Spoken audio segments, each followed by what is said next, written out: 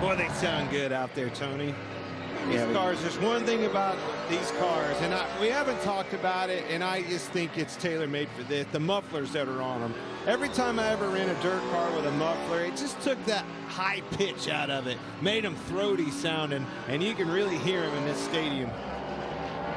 it just takes the harshness out of it. I think when you tell people you're putting mufflers on something, the purists are like, you're taking away. It actually, I feel like, enhances the sound of the power that you're hearing come out. I totally agree.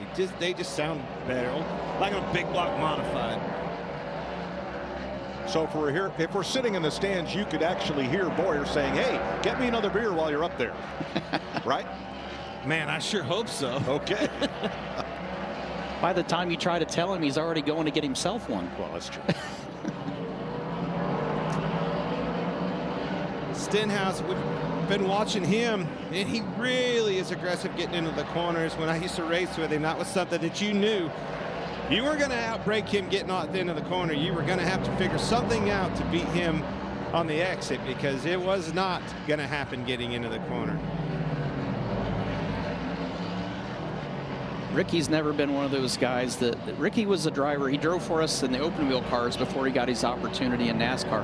And Ricky was always one of those drivers that I like. I like a guy that you have to pull the reins back and kind of hold him back a little bit versus trying to get him to go faster. You never had trouble getting Ricky to drive hard. You just had trouble getting him to back it up a little bit to take care of everything. One thing I saw right there, speaking of back up, Christopher Bell pulled up to Ricky Stenhouse, backed off of him, got some clean air where he could focus on his runs, focus on his balance of his race car.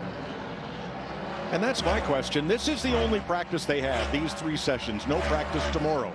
Are you practicing right now for how you want your car to work in the qualifying heats, or are you getting ready for this afternoon's single car qualifying? Yes and yes. We're working on all that, and I think you look no further than what you just saw with Christopher Bell.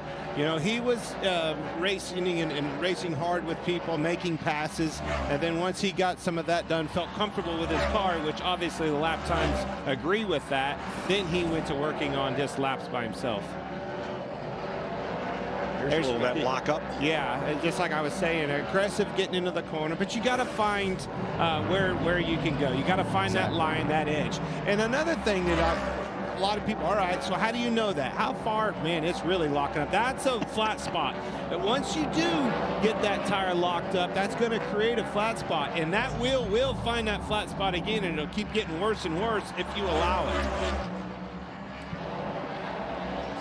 Stenhouse working on racecraft. Justin Haley has been working on lap times. He won his heat last year, and he's been fast in this group, 9th overall, and 2nd to Ty Gibbs in the rundown here. You see those cones on the wall that denote the